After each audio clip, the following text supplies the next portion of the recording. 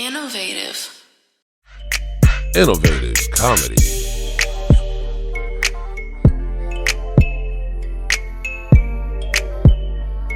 I'm Coolazzcam, the coolest on the planet, and today I'm here with the homies, and we want to talk shit and laugh. Hey, what's good? Yeah. With that being said, make sure you tap in with our website, www.theinnovativeculture.com. Follow us on Instagram at innovative.culture, and subscribe to our YouTube at youtube.com/innovativeculture. Oh, yeah. Who are going to build it with me today? What's good? It's Tony Grams. Follow me on IG at Tony Grams, TONY_GRAMS. We here. It's Wednesday, like always. Innovative comedy, innovative cultures. And here with Cam. So it's us today chilling. We're getting close to that 100th episode. So, you know. Oh, yeah. Yeah, we're getting real close. So, what's up, Tony? What's going on in the world, man? Like I know we got a couple topics. Well, what's the deal? Man, that's a good one. I feel like the topics is good today. I don't know. I'm going to go with something that's like near and dear to everyone. You know, I'm sure to all the viewers, everybody they've seen it at least once, but I felt like it finally came to an end. I'm talking about Snowfall. Snowfall, man, one of my favorite shows. Man, Snowfall, just like the way it ended. I wasn't mad how it ended. I was just like, it's like you feel like you should be mad, but you can't be mad. You know what I mean? It's like, damn, because it explains so much. It shows you it's something relatable to everybody that you've seen if you grew up in LA. If you grew up in anywhere like certain ghettos or hoods or whatever, but just seeing him like that, and it was always those dudes that wasn't like crackheads but they just seemed like the crack-ish vibe. I feel like he turned into, his pops. Yeah, that's and it was a callback to the very first episode of Snowfall where he was in the car with Aunt Louie. Mm-hmm. And she asked him, oh, you want to get out and talk to him, baby? You know, like you want to go talk to your daddy? And he's like, nah, keep driving. Yeah. Nobody want to deal with those type of motherfuckers. Like, so that was cold. That was real cold. I felt like he just went off. Like, dude went wild just off of just shoot, popping everybody and trying to choke out Veronique. Remember first season, he didn't even want to kill nobody. It's like Leon had to catch the body for him, remember? You scared. Oh, nigga, you scared. But him and Veronique, like, I knew she was she worked him in the end. And yeah, I knew she was foul from the jump. Yeah, I knew something was gonna happen. It was gonna be a plot twist with her for sure because she was too down, Yeah, but they trying to make it like, she did it just because he like grabbed her up and I don't know if it was that. I felt like it was just some I don't know. I felt like it was some. She was just waiting just for the right moment to get over, get his whatever. He was dumb enough to fall into it, though, so that's him. You think she left to go back and find her mama? And then raise the grandson and shit all together? Probably. Shoot, that would make it good, because they got all cool. Ran off with Franklin's money with her mama. They got cool again. Well, she only got, like, $800,000? Ah, shit, that was more than what Franklin left with. Yeah, especially back in, like, 80. He had, like, $13K, right? That's what he started with, and that was another, like, callback, because the very first key that he picked up, remember the price of it? Yeah. It was the same amount that Peaches left him with at the end. Yeah. The exact same, like $12,000.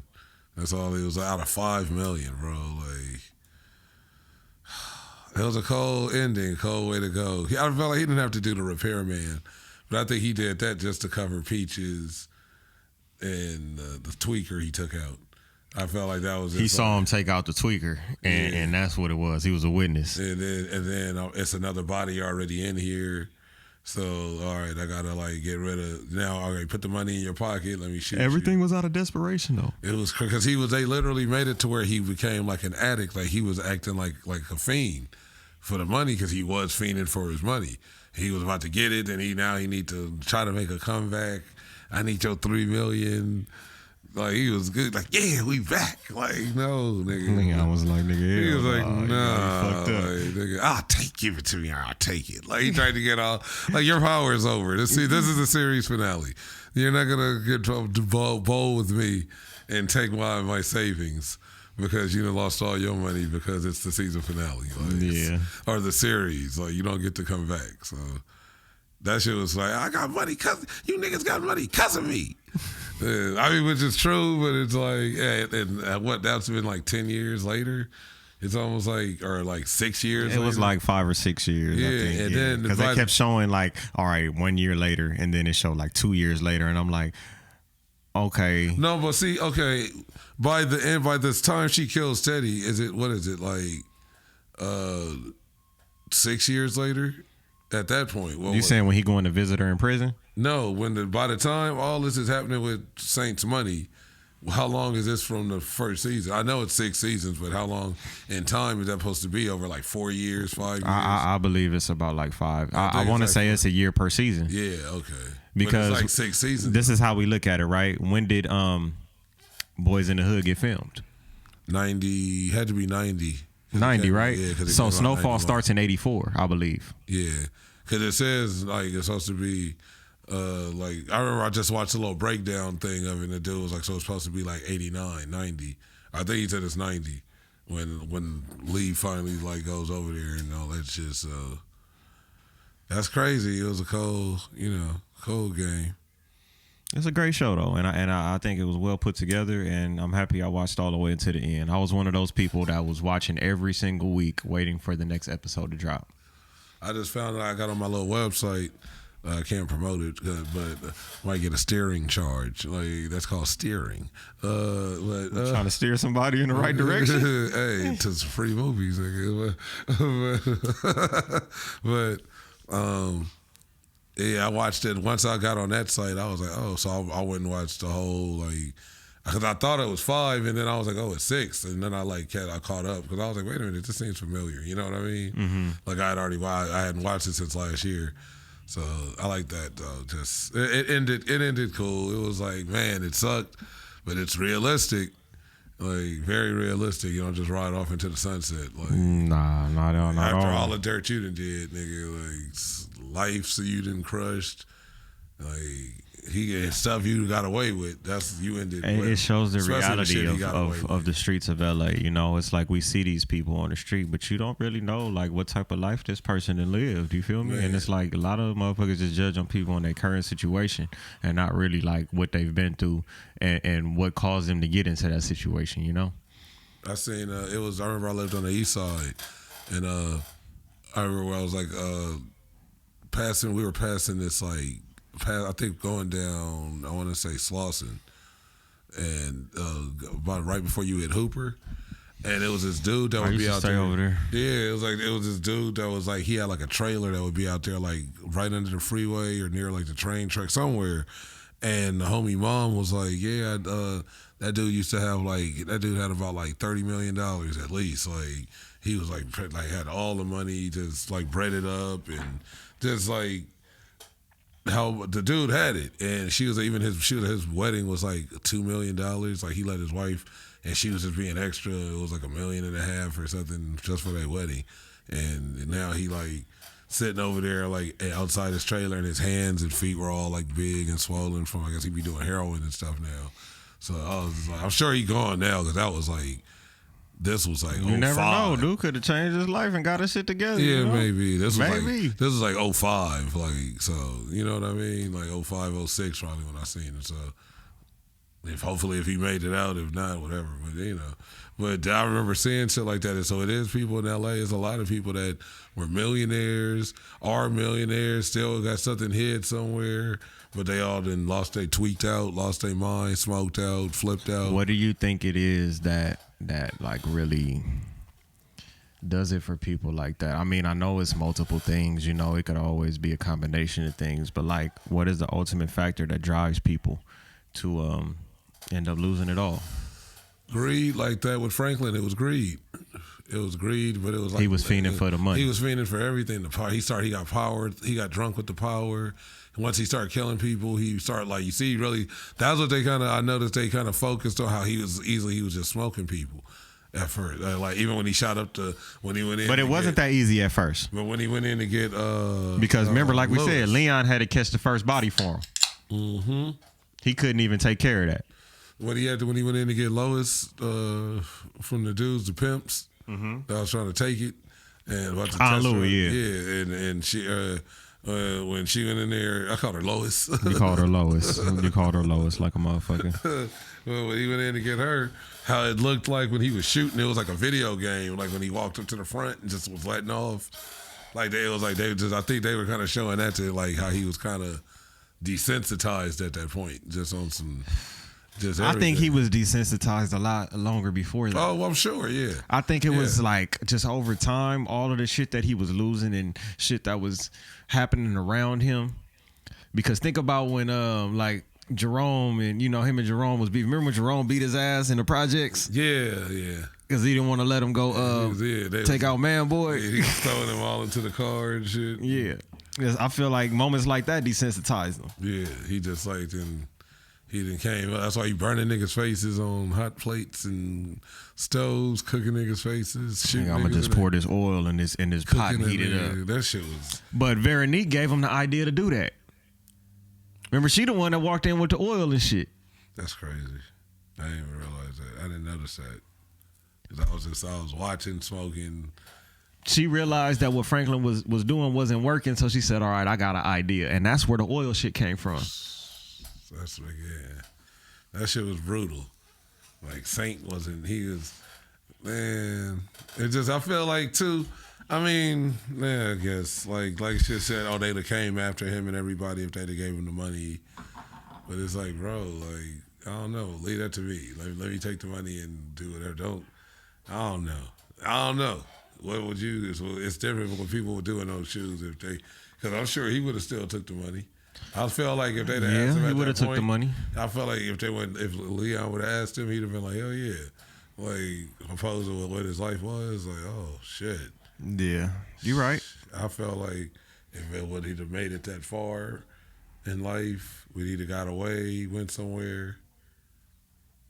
Who knows? I just felt like we don't get that option to try. They be like, no, people like we know better. That's what I kind of didn't like about it. Like his mom, everybody's like, oh, like we know better for you type shit. Like so, like that. Like we was talking about that Britney Spears shit. Like did her family know better? Good segue. And it was like, it's like now, like people have made a big fuss about it, and I know people don't like to talk about it because I was like, yeah, whatever was said, we don't know what was actually being done. We know what was said. That's always like the difference. Like, and seeing how she is now, like every other day out on the internet, like weirded out, kind of looking crazy. That's, I don't know. It's just like who was doing the worst? What was really going on to where we didn't see this person like this for 10 years. Now we see him almost once a week, every day like this, looking like they need to be put away enough for another 10 years. Like, yeah. Like, so that was my point when we was talking about that earlier. It's like, yeah, I can understand. It's like that doesn't excuse if any shady shit is going on or money's being taken away. But if people know your actions are going to lead to you losing everything and all the shit you worked for with some weird motherfucker taking it and running off. Just look at Anna Nicole Smith. You know what I mean? Anna Nicole Smith is a perfect example. The motherfucker had her baby that wasn't even his. Talking about, yeah, she's mine. So he could try to get to her money. And then the other dude's like, the photographer is like, I think it's mine. And it was. Yeah, but think about what she did to get that money. Exactly. That was always her karma. And that's the thing. It's like, look at how she got her fortunes. And it's coming back to, it's like, and then and people know her story, and and it's probably the same dudes that studied her and researched her that's trying to put their bid in, And then not her family, but her, how she got caught up in the legal shit with it. Because when she lost, because they were from Texas, when the dude died and she tried to get all his money and she lost, they told her like it was like a hung jury, something a mistrial. It was something, and she appealed it or something. Then she did it again. She sued out here because I think the son lived out here or there were businesses in California. It was something they tried to find a loophole. She did it out here, and then so she won. I think she won in California, and then. What happened was they overturned the verdict in Texas, which means she won in 2 states, which couldn't be legally possible or some shit. So they was like she pretty much created her own legal loophole to where she never even got that money. like the bulk of it, as far as like I'm sure he had little, you get this or we'll take care of you or whatever, but his family hated her. The kids were like probably her grandparents' age. That dude was like 80 something, like 90 something. She was like 20 something. So his son was literally his son was like her grandpa's age. So it was, that's why he was looking at it like, I'm not about to have finagle and bargain with some like 22-year-old with gigantic boobs that was milking my pops. Say that's not what I'm here for. Yeah, and I mean, that's how she got it. And then dude killed her son. Like people, I mean, that's allegedly, but common sense, you look at it, this dude was around Anna Nicole Smith the whole time, from the time she went, like she lost the weight and she was like whatever, because she was always thick, but then she got really, really crazy big. Then she like lost the weight and he was there the whole time just next to her feeding her drugs all the time. Then she just went back to like looking real tiny and cute and getting roles, and then it was just a dive to like you're all high at award shows and falling over out in public, and then you're. So for me, right, I feel like these is like personal demons that people is battling, and just to a certain extent, fucking, it's very sad, that shit goes down like that. But like you said earlier, it's kind of like karma, because definitely for her, the man that she had married, and she was kind of waiting for him to pass and all of that shit. It's like everybody's aware of the story and how it went down. And she had a vulture just attached to her or follow her and he didn't even marry her. He was just like her lawyer. He was like, that's why it was normal for him to be around, and it looked. He wanted to play the role of a side nigga. Yeah, and he'd be in the pictures like just that little creepy look, a proud side nigga look. And he was a happy side stander ass nigga. So he kind of got next to her. Then when her son passed, and I remember saying it, I forgot, I was talking to somebody when it was on the news that day, and it was like Anna Nicole, the nigga got rid of her son while her other kid was born. When she had the baby, the other son OD'd in the hospital room. Oh shit. He died in the hospital in the room while she was in the bed sleep after she had the baby. So it was like this nigga was like, they could do a Lifetime movie on this nigga. Like he was strategically getting rid of the heirs so he would just have the money. I didn't have to worry about the oldest son. Ain't nobody she married to. I'm handling all her finances. I just have to get him out the way. Now I'm walking around with the kid. And I remember saying it when it was on the news, and whoever I was with, and I was like, I bet she's gonna be gone in probably 6-7 months. And I think she died 10 months later. Damn.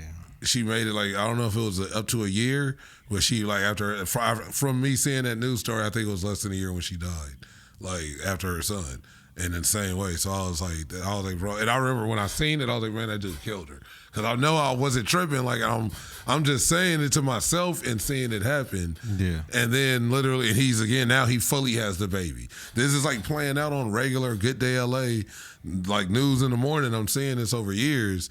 And he's with the baby now. And so that's Hollywood shit. I feel like they just attach people. There's people like that just kind of I don't know. You think they get paid for shit like that? I mean, I think they just doing it. Maybe that's their contract. I felt like that's just who they are. They feel like I can have a gravy train that doesn't stop, and my gravy train is premium. I get to go to top restaurants, stand next to famous people. I can get income from anywhere just because I'm even if I'm a D-lister.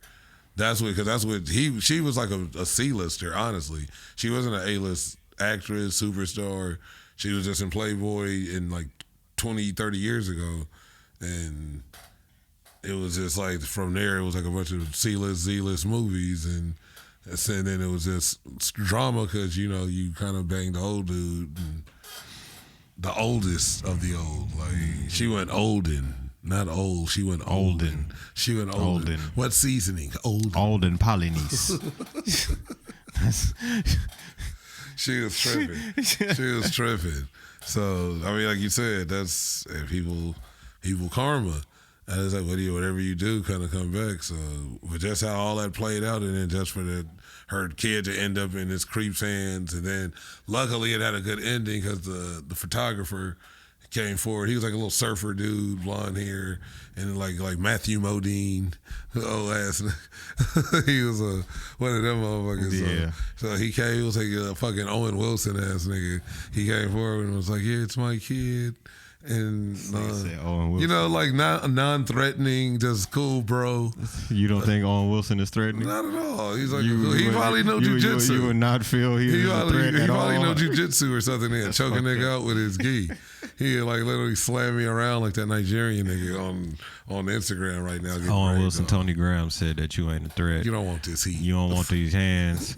Yeah, he said you ain't about that life. So. Yeah, we might need you to pull up the innovative comedy. You don't want it at all. But that's comedy. But yeah, I felt like that type of dude. But he came forward and then really tested. They did a blood test, and he turned out to be the kid's pops.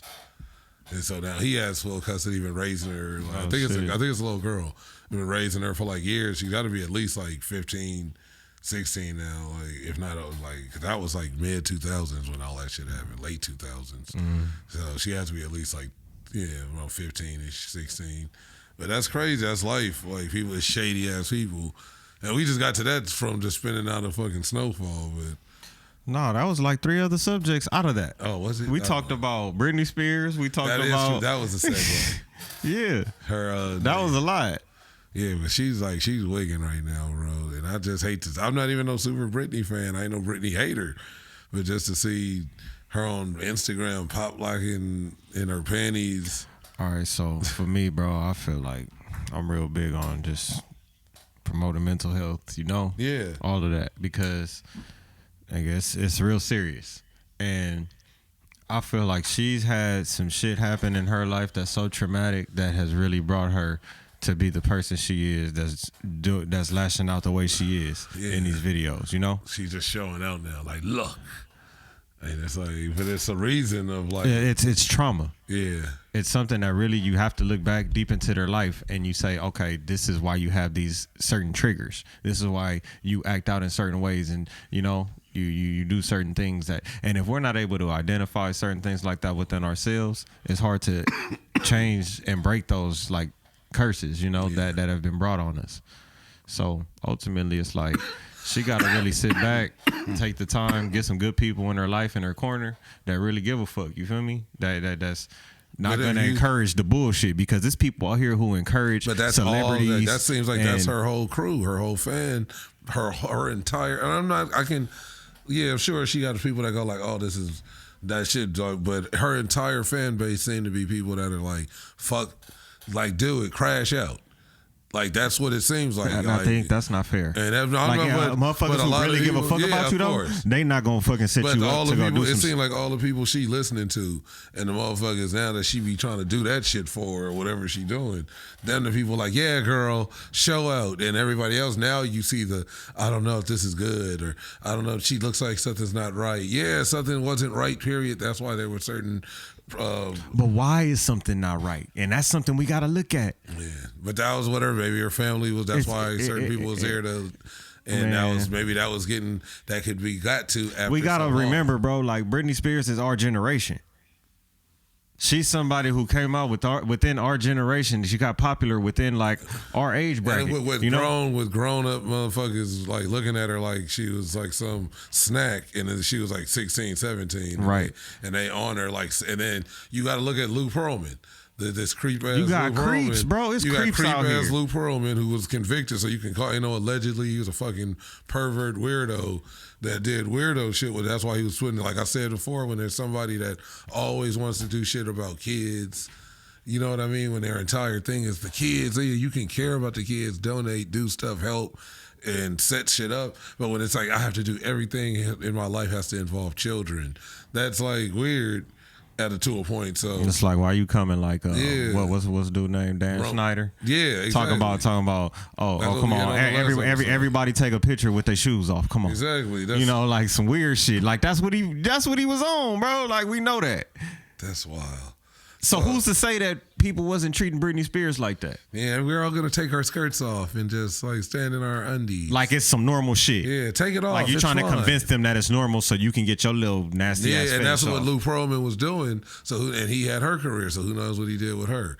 Because Jessica Simpson was like he never tried shit with her, but a couple other girls was like he tried. I watched a little documentary how he was like a scam artist before even he was doing boy bands, and then he started creating it, and them niggas wasn't making no money, like Backstreet and NSYNC, how they was like torn and all on TRL and with all the little hair up, whipped, and sweaters that go past your fingers. And all like all Abercrombie'd out, cracking. Abercrombie. They was Abercrombie the fuck out, like cracking. Hollister. All that shit. They was on all that shit, and Oldman had no money to show for nothing. Like got like maybe like $8,000. He said they gave him like something like some bullshit $10,000 or. They was like ripping these dudes off, but they was actually perverts too. And he was like, yeah, he'd invite us over. Like, oh, we have a big show with these a girl. Some women are like something paid for a show, but you know we had to know like how to kiss because they want you to know how to kiss. So come on over. I'm gonna show you how to kiss tonight. Like weird shit that he was saying, and they were like, he'd have like, okay, we need to have our shirts off. Everybody has to have their shirt off because they want to see a shirtless on this thing. Yeah, that shit weird. And like, so you got to practice. He was like, it was like just for practice about being comfortable with your shirt off around anybody. Like it was like some weirdo shit of just like this nigga. I don't know. Like he was like clearly he was. I mean, it's not that I don't know. I do know he was just obviously a pervert. Yeah, but he was doing some weird shit. And that started like, so maybe she was caught up in that little whirlwind of, because they had all of I felt like she was the only person that wasn't in that documentary. That's probably why she wasn't maybe. But every NSYNC, Backstreet, Jessica Simpson, all of the O-Town, fucking 98 Degrees, all these people that had like boy band, teen heartthrob, heartbeat, whatever, kid bop music. It was like pushed by Disney. Yeah, all of them. Like, it was like really Disney pushing all of that shit. Lou Pearlman was kind of the ringling like master or the ringmaster of that shit. He was like the slave driver. So he was Ringling Brothers and Disney was Barnum and Bailey. Pretty much. Oh God, like for real. That's what he kind of was doing whatever he wanted to do with the product, testing it out. It's literally like, and he was doing it with dudes though, like trying to do like the boys. Like a couple of them was like, yeah, he never tried shit with me. The boys, and like not those boys, like not the Golden Lords, no, the Baby Lords. No, that was another bad creation. But the boys wasn't the boys in. No, the boys was Heavy D and the boys. That's true, not those boys. Yeah, it was. No. Not those boys. Not those boys. At first, I was thinking they were sold for real for a minute. I was like, oh, these niggas came out with their own name. They're not just the boys no more. But nah, there was some whole different niggas too. That's a whole different set of niggas. Yeah. That's not even the same niggas, the boys. Who are these niggas? I love every little thing I do. You're on my mind. Hey, I watched a little deep dive. I love those deep dives, like Ali Talks. Shout out like Ali Talks. I don't know if you watch those, like Ali Talks music. Mm-hmm. And he went in on that one. I like Clout Cancun. Yeah, I like a lot of them. There's a lot of them. But Ali, I was watching the one they was talking about how like Heavy D and he didn't even fuck with them niggas. Like he didn't like the boys. No, not the boys. So for real. And like they had like they even and like they didn't. It got to the point to where even the last time after he died, a few years back or whenever he died, I forgot how long ago it was. And they went on the Breakfast Club, and a few people they got like a backlash because one of them was like, yeah, well, like that's what happened when like because Charlamagne was like, oh, he seems so young and blah blah blah, and you know like one of the Soul for Real dudes was like, yeah, that's what happened when you a bad person, and they were like, oh, come on, like man, no, we not gonna do that. And he was like, man, whatever, like. He got was like, fuck that nigga. Like, yeah, that nigga didn't fuck with us like that. Yeah, and he's like, he was taking like they bread. Because like they said, he was going to push him as like some type of group. They was with it. Something happened. I forgot what actually just the super details of it. Go watch Ali Talks and Soul for Real. But they literally like I guess he was like, well, fuck y'all, because they didn't want to kind of like, they were kind of sick of going in either direction. He was kind of going and nothing was cracking. So he was kind of like, fuck them. but they were still on paper with like either Interscope or somebody, whoever he was, Jive. Tommy Boy, I think it might have been Tommy Boy, whoever, like, because Tommy Boy, niggas forget Tommy Boy was the fucking shit. Like, Tommy Boy had Coolio, they had De La Soul, they had fucking everybody. They had some Wu-Tang members. I think I think Raekwon was on Tommy Boy, or he was on, because they all had individual deals. Fucking a lot of niggas was on Tommy Boy. Like, Tommy Boy was like a real like label. Hip hop label that had like heavy hitters on that motherfucker. Like, I'm gonna look some of that shit up in a little bit, but yeah, Tommy Boy had some. They had some heavy motherfuckers. But it was some people. Members. It was certain people that didn't want to sign with Tommy Boy because they felt like Tommy Boy was party pop. Like, that's what they put out. Like, you had niggas like Coolio and niggas like those types of artists on that label. You didn't really have like the gangster shit. You didn't have too much, but it wasn't like street shit. Like, the niggas that was signed to Tommy Boy. Yeah, but I don't know, bro. It's a little difference. Cause I don't know if RZA was on Tommy Boy or if it was Ghost. Like, when it was like, because they were like the first real group, you know. But anyway, I forgot even what we was even talking about. We was talking about Tommy Boy Records. But before how we even got to Tommy Boy. We was talking about all the artists that were signed to Tommy Boy. Before that, you was talking about who was signed to Tommy Boy. We was talking about, because you brought up Coolio and De La Soul. And I was like, damn, I hate when we do this. Like, but this is part of being like, you know, we smoke. Shit, either way, we'll just skip on to the next topic. So, yeah. Hey, niggas gonna go back and watch this and be like, damn, why you losing that fast? Damn, it was like niggas we high. Damn, it was like we was literally talking about the oh, shit, that sucks.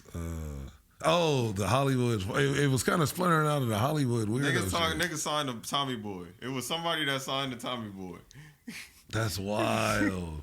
Yeah, nobody in the comments can even come back and just. Nah, because ain't nobody watching. He's like, it's like a bunch of names and my shit. I'm like, okay. Nah, my shit say it's just me and you in the room. See, so my shit I gotta update. I don't know what the fuck.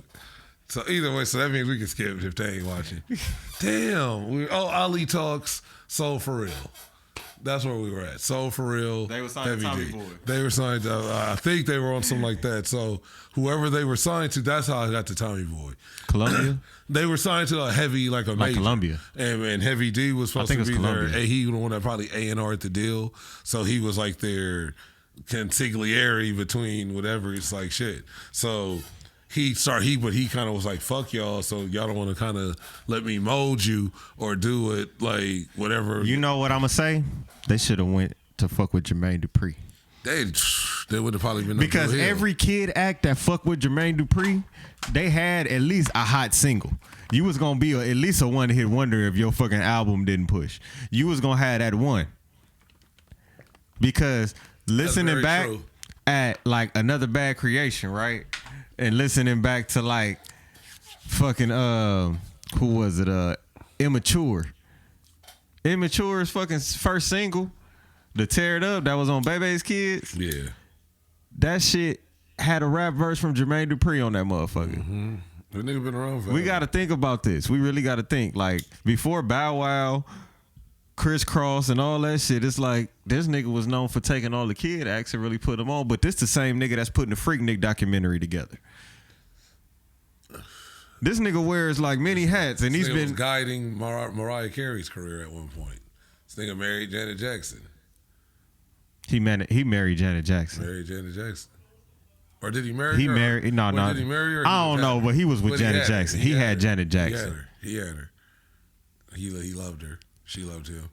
Jermaine Dupri got to be like in the running for nigga of the century. He got to get some type of award. You feel me? At least nigga of the decade. Think about every era and decade and everything he's been a part of. He got nigga of the decade at least like 3 times. This nigga was pop locking in fucking Houdini video. Like little as fuck with the big head. That's what I'm saying. So Def has been around for so many years. They've been So Def for a while. They bought us the Brat. They bought us Criss Cross. They bought us fucking Drew Hill, Escape. I mean, shit. What? Jaheim? No. Jaheim was on. He was from K. What was it? K from from Naughty by But Nature. just think like the Freaknik era, all of the music that came out during that time period. That was a lot that got licensed through Jermaine Dupri. Mm-hmm. All of that shit he got a piece of that. Yeah. So shout out to him. What are your thoughts on Don Lemon and Tucker Don Lemon getting cut from CNN and Tucker getting fired from Fox? So Tucker got fired? Yeah. When did this happen? Like 2 days ago, a couple days ago. I didn't know about that because I'll be sitting up waiting to watch Tucker. You feel me? Tucker got fired and Don Lemon got fired after like 17 I years. never really watched Lemon. I only watched him by default when I took care of my grandma. And she's a CNN person, of course. Like, she just sits there and they be on Fox News too. Why? What was the reason behind their firings? No one knows. He just like threw a hissy fit on fucking Twitter and was like, after 17 years, and I was told to talk to management and blah blah blah. So, but Don Lemon said that. Yeah, and he got on Twitter and just kind of was going off and like, so I'm sure he gonna like, I don't know, he gonna whatever it is, but he hit the bricks. And I kind of look at it like that's everybody, like Paul Mooney used to say, all niggas get a nigga wake up call. That was his nigga wake up call. Now, yeah, you gay, you proud and gay, and you're like the happy, like kind of CNN nigga, like that kind of will argue and I'm black, I'm gay, you know what I mean? And it kind of, that shit still in the end, like didn't do shit for you being sitting there after 17 years. Like you still got the boot, like for you don't even know why.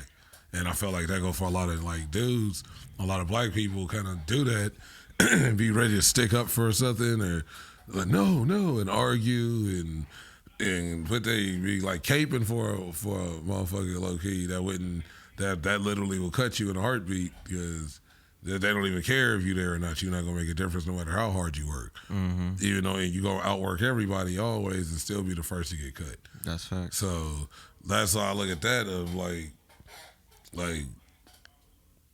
I mean, I don't know. It's just, that's kind of. Yeah, man. Like I feel like Tucker Carlson. I would. Yeah, him. That's somebody I watched. You feel me? I mean, he's funny. I don't know. But not even just being funny. It's like I like the way he presents the news. So if it's certain things that I want to know what's going on, it's like I'm watching him because he's talking about a lot of shit on a bigger scale than what we just hear about on our local news and shit, you know? Mm-hmm. He's talking about some real big politics, you know, but the reasoning behind it. And I feel like people take a lot of shots at him for that. He got a bow tie on, that's why. Well, he don't always got a bow tie on. He used to wear it a lot. He's known for a bow tie. Yeah. Like that's what my thing is. Why would I take you serious when I've heard don't you Pee Wee Herman wear a bow tie too? I take Pee Wee Herman serious? Like he looking for his bike, nigga. I was like, come on. I look at it like I seen like this post. This is why Pee Wee Herman came up, right? I see this post, and it was like, y'all all used to trip on Pee Wee Herman, but y'all fucking sons is wearing his suit. They fucking dances and shit now. Yeah, real shit though. All the prom pictures I see online, they be like little young dudes, black and brown. They be in Pee Wee Herman suits, like with the hair almost the gray suit, or the black, or with the red bow burgundy, tie. The one from Pee Wee's Big Adventure, like the most common one, the one that niggas know about. That was a classic. The one he was trying to get the bike back on. That was a fucking classic right there. When he went flying off the bike when he hit the curb, he was trying to show off. That shit used to have me in tears as a kid. He was trying to show off when he saw the dirt bikers. Large Marge used to scare me. Yeah, she did. Tell him Large Marge sent you. And then her eyes like, that shit used to fuck me up when I was a kid. Large Marge was really driving the truck in Terminator 2. When it was like when he had to get John off the so it's dirt the same bike. Universe? It's the same universe. Like he had to get when he got John and when they were in the river. And well, for those who didn't know, Pee Wee Herman shares a shared universe with Terminator. Toot, toot, toot, toot. You hear that? Dude, that's when the truck was on slamming. Toot, toot, toot, toot. That was Large Marge. Yeah, that was Large Marge in the truck pushing. But yeah, that's all I wanted to say about Don Lemon. I think he just got a nigga wake up call, and Like that nigga gonna be on Clubhouse arguing with Whack 100. That's gonna be his new job. He gonna be on Clubhouse debating niggas. By like next week we hear our first drop. He gonna be on the side. He gonna be on the stomach. Lay on his back. I lay on I like to lay on my side, my back. Sometimes I lay on my stomach. Like what you talking about? But so he might be on there. He might not be, but. I'm just joking around, trolling. But that's crazy. He just got that wake up call, like Paul Mooney always say that. That's Hassad used to say that. Like, and I'm like, that's real shit. People get comfortable in thinking like I'm their favorite nigga, like literally. I'm their favorite nigga. I'm their boy. Like, and I've even heard someone say that, like, when even especially racists or just when certain people, white people, white people, certain people, white people. Like you say something, but then you want to you categorize something, but then you want to be more specific. I gotta be clear. That was the perfect example of what Tony just did right now. Like it was like certain people, white people, when especially like racist white people though, when you're around them and when you're trying to do that, like I'm one of you, like that's when their antennas go up even more. So they're looking at it like you really like think you're in, you really think you're part of the club. So like you're gonna be the first to get it. You know what I mean? It's like some niggas don't understand that. So it is. That's. Yeah. It's like that's the other shit. What about? Then you seen that shit with Praz? Yeah, he a snitch. Yeah, snitch. But he was snitching on the day. He's an informant. They was like, well, he might get a pardon because he's an informant for the against. So the that means he did something after being an informant to where he's like, well, I already got immunity, so they ain't gonna fuck with me no more. So that's what the problem is right now. Diplomatic it's like, nah, bro, you can't fucking go snitch and then be like, all right, well, I'm already working with the police. This nigga think he like a kingpin now. He just snitching, moving, like he probably got body. I seen him in the airport once. Nigga, if that shit happened in like Power or BMF or some shit like that, that nigga would have got knocked already. If Kanan would have seen that nigga walking down the street, nigga, after fucking telling nigga, he would have went down. I seen him in the airport when I worked at LAX around like 2016. And it was like 1 a.m, like 1:30. And I was like just coming back, walking through Virgin America. He was like getting off. I guess he was waiting for a plane. I remember he was walking, and I could see him from afar because we probably about the same height. And I remember looking and like in my head, I was like, "Nigga, that's Praz." He had like a bucket hat on, like a little beige. I hate that song. That's my favorite song from him. I fucking hate that. I liked him in the Fugees, and he had like a couple other songs with the Outsiders. I like Maya, man. I like I pretty much like all the songs that Maya put out. I think that was one of the first songs that was actually I felt like. I like Best of Me, right? Well, not even. No, it's not even a Maya thing. What's the song with with Silk the Shocker? It's Maya and Silk the Shocker. I know which one you're talking about, but I don't know the name of it. Moving on. Yeah. That's the song that made me a Maya fan. That one. Moving on. She had the me. Yeah, I don't think I like that one. I didn't fuck with that shit too much. I like the Rugrats shit with Blackstreet. Yeah, I like that. And Harlem World. I like that too. But no, it wasn't that. Like to me, that song was the first, if I can understand the word, overplayed or oversaturated as a teenager. When it was cool when I first heard it. Oh, it's Old Dirty Bastard, Maya, Fuji, Wu-Tang member like coming together. It was entertaining. It was dope as a kid or as a teenager. They did like hella promo for that shit. They performed that shit on Jay Leno. I remember seeing like the street teams had shit they was passing out. Like it was like legit because social media wasn't out there yet. It was for Bullworth. It was on the Bullworth soundtrack. Yeah, and like because I went to see me and my mom went to see Bullworth at the Magic Theater, and I remember when we walked out the theater, it was like people outside the theater in the theater, like outside talking about that song playing in my head. Now. Like you over there vibing, like he grooving over there. But there were people outside the theater, like, hey, so what did you think of the movie? Did it like asking us questions for like, and I think like they worked for different papers and shit. But that movie, that movie was a big deal. Bullworth, but it was just that song was the main A-side soundtrack for when it came out. So like they kept pushing it, and it was dope at first, and then after so long, I remember seeing it when they performed it on Vibe. And or was it Vibe? We used to come on because Keenan would come on Channel 11 and Vibe would come on Channel 13. The talk show? Yeah. The Keenan Ivory Wayans show? And then the Vibe show would come on Channel 13 at like 11:30. See? Remember Robert Townsend had the show all too? those, Remember? yeah. All them niggas had like a talk show. Yeah. And Sinbad at first, I think it was Chris Sinbad Spencer. Sinbad was hosting had a Vibe. couple shows. No, Sinbad was hosting Vibe. He had his own talk show too at one point. I believe, yeah, he did. And then I believe it was Chris Spencer. I think. Then he had a variety show. Then he had a sitcom. He had a bunch of shit because he was the hot dude back then. He's like, but it's no Chris Spencer. I think took over Vibe. The Vibe show. So that's when they had like all these different people on there. And I remember that's where they went on. And I remember, I think it was. That was like at the time where Shamar Moore was hosting Soul Train, right? Yeah. But I think at that time, I believe that was like right when Sinbad was about to leave. Because I think he was still on it when, because Arsenio, I can remember Arsenio. I don't know if it wasn't Arsenio in. No.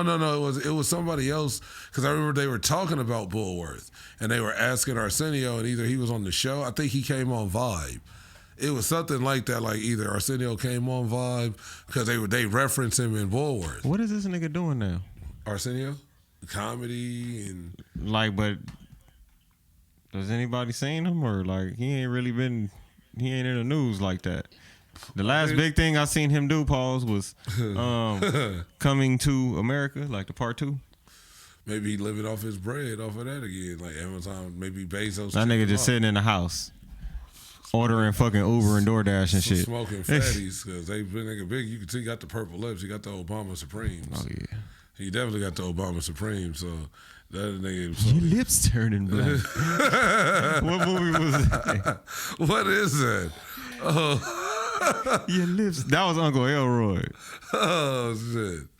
Thought that was like, man, that sounds super familiar. I don't care how high you get in my house as long as you let me hit it.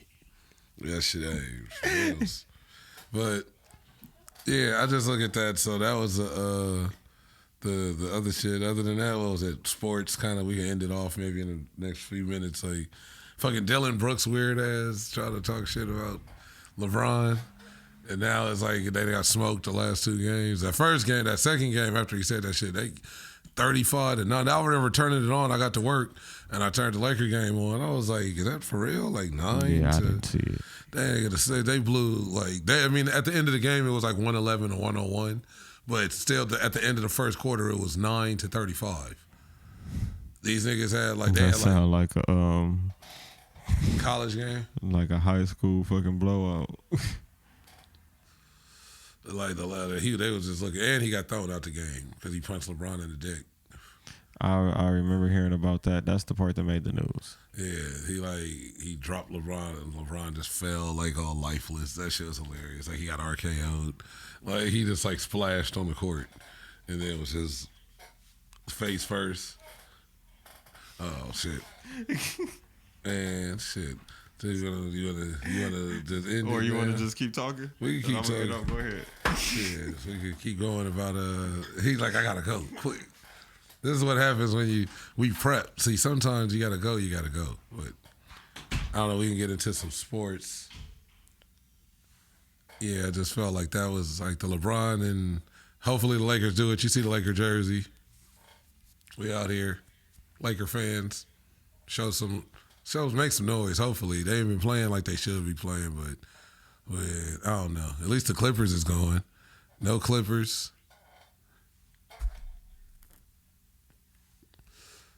The Clippers are out of here.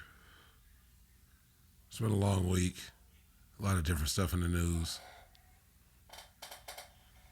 I don't know. Just check some topics.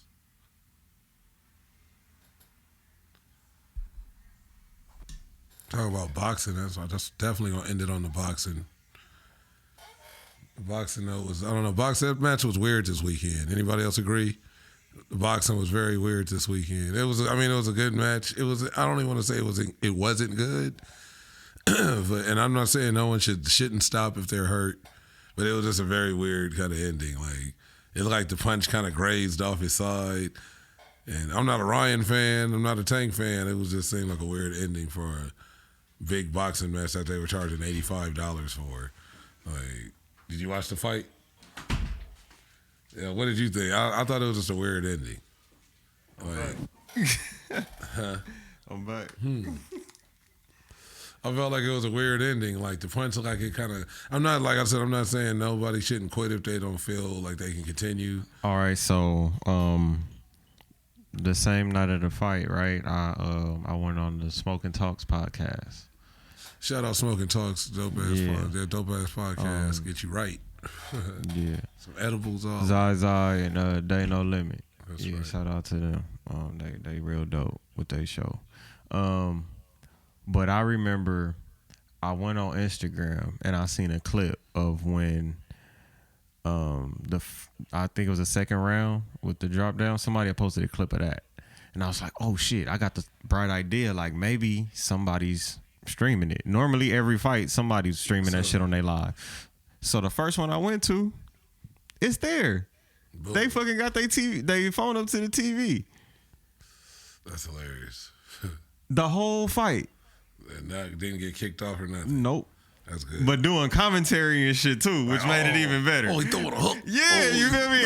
With the straight jab, nigga. That's where my entertainment came from. It was like it was almost that's always the entertainment. Like almost like sometimes, like when you get a bootleg movie, you want it to be kind of clear and quiet, but when people laugh, it kind of make it certain parts better. When you hear the whole theater laughing, or like like people say something, it'll be like you really there to it. So that is a good experience. Like just watching. Yeah. It was just the fight just seemed kind of. It seemed like it started good, but that ending was just kind of, I don't know, fishy. Because everybody was talking about the 7th round shit. They said he was gonna go down in the 7th round. He was gonna, like, I heard a couple different predictions, and they said somebody from the camp leaked the information, so he probably got paid to go down in the 7th. That's crazy. And the WBC is shady as fuck. Period. All of them. They doing like it's all about money in niggas' pockets and shit. Yeah, I'm not some sports aficionado, but I know enough about boxing to know like a lot of there's sanctioning fees and the bullshit. But you got to think who's at the top of the food chain when it comes to some shit like that, because that's gonna be the person that's responsible. It's the WBC to be like Mauricio Suleiman. Yeah, but it's somebody that's in charge of everybody else. Those dudes that run Showtime, the dudes that like they're literally taking like brown paper bag money. It's literally what happened to Avery Storm? I don't know. I actually just looked him up about 2 weeks ago. What happened to Sean Garrett? I don't know. Like, wasn't he like the super buff nigga that looked like Bobby Lashley? Kinda, yeah. Like, Bobby Lashley. I mean, hey, he would wear goggles and shit. No parking in the club.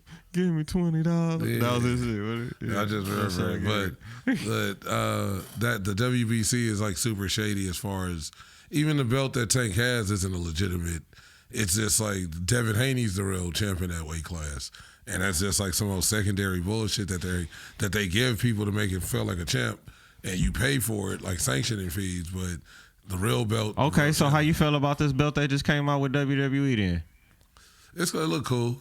It looks good. But do you think that's just so somebody else can feel like they can have a title now without having to fucking beat Roman Reigns? I mean, that is kind of like. Because this nigga got two belts, and they had to fucking make a new one just so people can stop complaining. But I did feel a certain way after like Triple H's speech, because it was like he was still trying to like down talk, like kind of like, oh, Roman, oh, he negotiated, and like it just felt, because I watched it and I was kind of like, just at the end of his speech, it kind of seemed kind of funky. Like, I don't know, like he just like on some bitter shit. Maybe something's going on. Maybe he gonna pop up in AEW. Who knows? But it's like, or it just seemed weird. Like, well, I don't know. Just that it seemed very. I mean, the belt looks nice. It don't look. But we talking about the reasoning behind the belt and all that shit. Yeah, but the belt don't look. It don't look stupid. It ain't spinning no more, and it ain't kind of obtrusively big. Just it's not made out of hemp.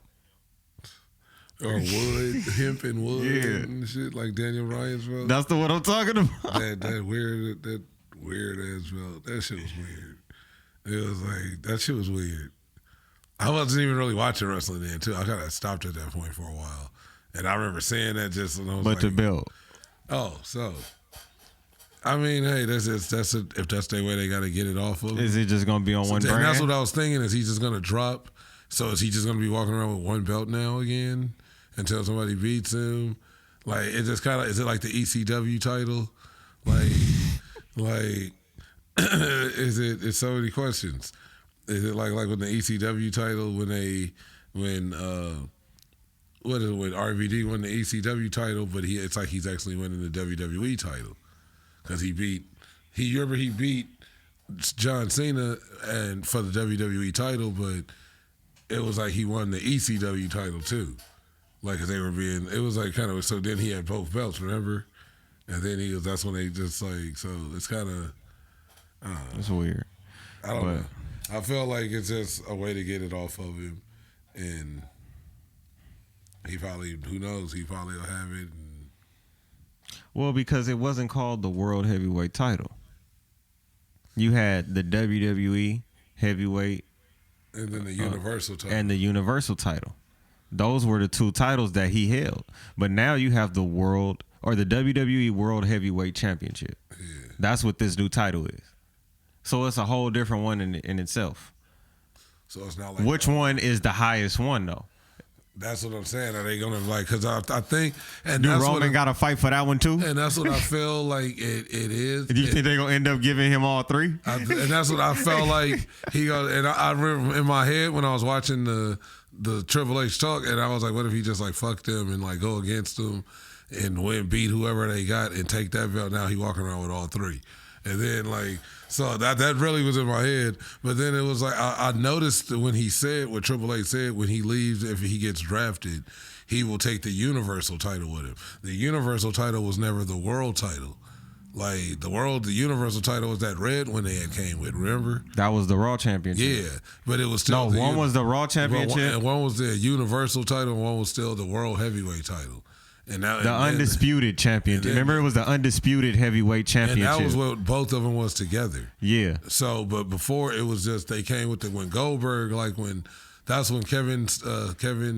It was because I've always had this thing. Because remember, the first person to hold both of the belts was Jericho. Mm-hmm. I don't know if you remember that. Yeah, that's the That was the Universal title because they unified that was the big gold belt. Yeah, and the world in the WWE. We didn't have two titles in WWE. So, but when the brand split happened, they just took one. They took the world title to SmackDown, and because that was, and I see it proves my point. I always felt like Vince has a vendetta, or he has a dislike of people that weren't WWE homegrown, or either they've made it super legendary to where he has to put a title on. Right. So there's people, and he always puts those people in the world title. He doesn't put them in the company title. Like I feel like he has something like he feels a certain way. I remember you saying that before. Like like you don't like he doesn't want you to represent the company. You'll just represent the world, that old WCW, because that's what people are always going to think when they look at the big gold belt. They still think WCW and they still think WWF, but you think Ric Flair. Honestly, that's what I think whenever I see that shit. So it's Sting. So but I feel like anybody that went to TNA, yeah, without the spray paint on it. If it got the spray paint on it, though, that was Hogan. Yeah, exactly. Hogan had it. Anytime dudes went to TNA and came back, and they always got the world title when they finally got their title run, because they was getting like the ECW title, and that was later on though. Because if you remember, with Chris Benoit. Yeah, same thing. They was about to give him the ECW title. He was supposed to fight for that and win that, and then. And that's when he went flipped out and whatever the shit, but they ended up putting it on CM Punk, and that's how it go. Okay, well, it's been a great show, man. Wrap it up, B. We talked about a lot. Trying to give like a little summary. You know, you had that little last paragraph, your little outro. The outro for your outro. Thank y'all for watching. Talking shit and laughing and talk some shit. Yeah, niggas was talking shit. We talked about Britney Spears. We talked about a lot of shit. Talked about a lot of different shit happening in the world today. So make sure y'all tap in, watch all our shits, and like all our shits, and subscribe to all the shits, and be on the website and everything on that motherfucker. And I'm Coolazzcam, COOLAZZCAM, and that's Tony Grams.